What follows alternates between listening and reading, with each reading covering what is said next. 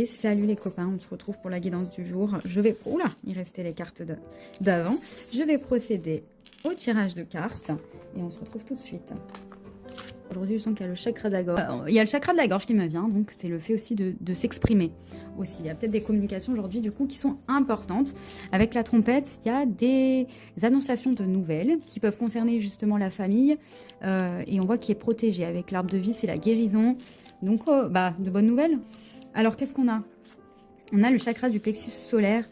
Votre pouvoir est sans danger pour vous. Prenez votre vie en main de manière positive. On voit que c'est ce que vous êtes en train de faire. Donc, c'est très bien.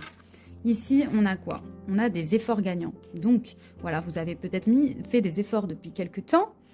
Une notion de 11, peut-être 11 jours, 11 semaines, voire même 11 ans. Et on voit qu'aujourd'hui, il y a quelque chose qui se dénoue. Vous commencez à récolter les fruits de la labeur.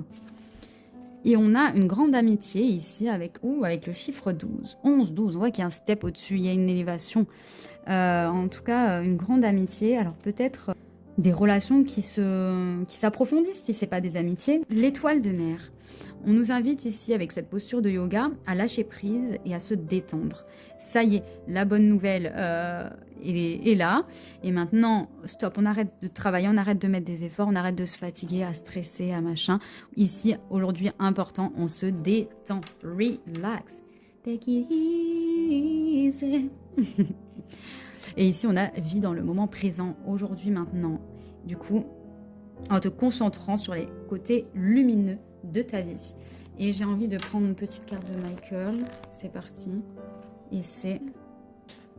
Attends, c'est beau là. Beauty. Et je voulais parler de la Belle et la Bête en début de guidance et j'ai oublié. Il y a quelque chose d'un amour éternel. Le fait de l'amour véritable ne connaît ni beauté physique. En fait, c'est surtout la beauté intérieure. Et on voit que il y a quelque chose à ce niveau-là. En tout cas, il y a un couple qui est fait pour durer, l'amour éternel. Parce que bien sûr, c'est ça, la Belle et la Bête. Donc voilà, hein. On vous parle de naissance aussi. Waouh! Vous sortez de la confusion et vous avez une perception nouvelle.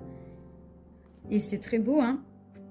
Donc on voit que l'univers est vraiment derrière vous. Voilà les copains, j'espère que cette guidance vous aura plu. Et je vous dis à très vite. Ciao, ciao!